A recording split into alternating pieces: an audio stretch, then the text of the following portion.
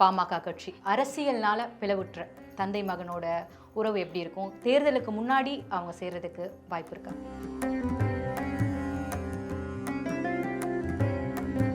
இது வரைக்கும் இல்லாத அளவுக்கு சீமான் அண்ணாக்கு ஒரு எம்எல்ஏ சீட்டு கிடைக்கும். அண்ணாமலை அண்ணாக்கு 2026 எப்படி இருக்கு? இது வரைக்கும் யாரும் எதிர்பார்க்காத அளவுக்கு சென்ட்ரல் கவர்மெண்ட்ல போய் உட்கார போறாரு. இந்த தடவை அன்புமணி ராமதாஸ் அண்ணா ஒரு முக்கிய புள்ளியாக பதிவு செய்யப்படுவார்.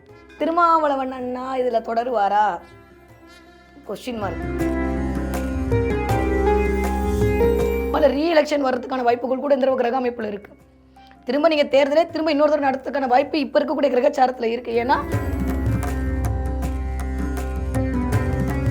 நான் பேசாம ஜோசியம் பார்த்துட்டு நிம்மதியா சந்திரன் சூரியன் 12 கிரகத்தை வச்சு பேசிட்டு போனோம். இங்க 12 அரசியல் கதைகளை கூட்டு உட்கார வச்சு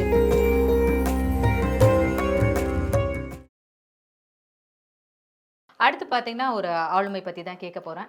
இந்த ஆளுமை வந்து பிடிச்சிருக்கோ பிடிக்கலையோ, இவர் பேசினா கேட்கலாம்ப்பா, கொஞ்ச நேரம் நின்று கேட்டுட்டு போகலாம், அப்படி என்ன தான் சொல்கிறாரு, சிரிப்பீங்க இல்லையா? கேட்கும் போதே சிரிப்பீங்க அப்படின்னா இந்நேரம் கண்டுபிடிச்சிருப்பீங்கன்னு நினைக்கிறேன். அவர் ஃபில்டர்லாம் இருக்காது, ஃபில்டர் இல்லாமல் தான் பேசுவார்.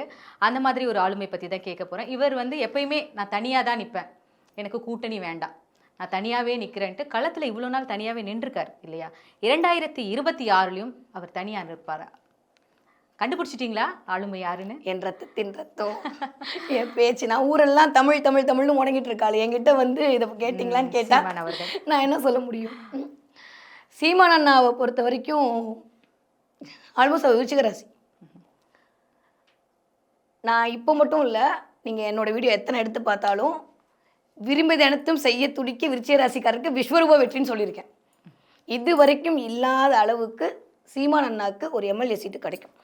இது என்னுடைய தனிப்பட்ட அபிப்பிராயம். அவங்க யார் என்னன்னுலாம் எனக்கு தெரியாது, இது வரைக்கும் நான் அவரை பார்த்தது கூட கிடையாது.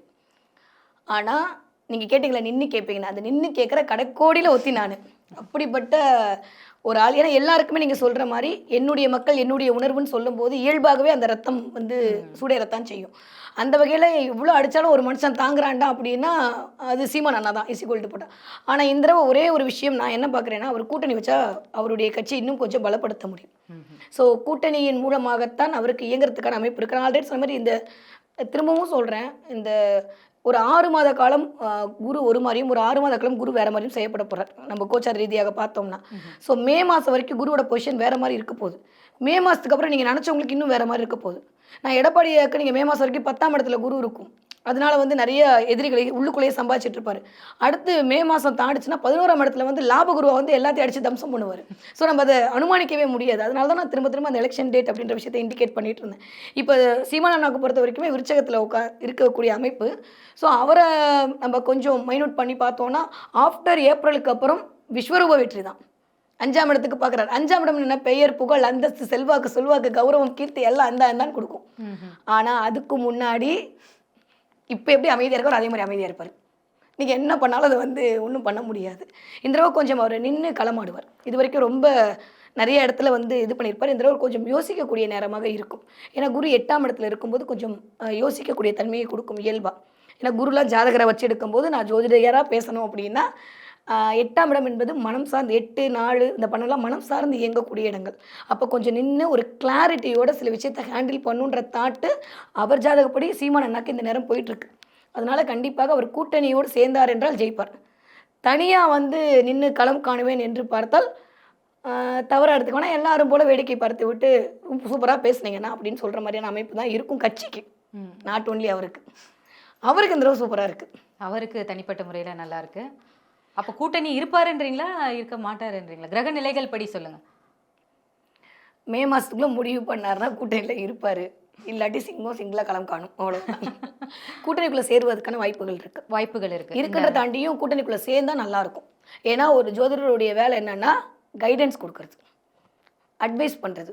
அதுக்கு தான் எல்லாருக்கிட்டையும் திட்டு வாங்கிக்கிறோம், கமெண்ட்டில் கழுவி ஊற்றுறாங்க, வாங்கிட்டு பேசாமல் இருக்கும். அப்போது இந்த வேலை என்னென்னா, சீமான் அண்ணா யாருன்னு எனக்கு தெரியாது, இருந்தாலும் உங்கள் தமிழால் கவரப்பட்டனால நான் சொல்கிறேன், கூட்டணி சேர்ந்தீர்கள் என்னால் உங்களுக்கும் நல்லது, கட்சிக்கும் நல்லது. கூட்டணி சேராவிட்டால் உங்களுக்கு மட்டும் நல்லது. நீங்களே முடிவெடுத்து கொள்ளுங்கள். யாராவது சீமான் ஃபேன்ஸ் இருந்தால் இப்போ அண்ணங்கிட்ட சொல்லிட்டு வாங்க, அவ்வளோதான். எனக்கு தெரிஞ்சு எந்த கூட்டணி சேரணுன்றதை அவங்க முடிவு பண்ணிக்கிட்டோம்.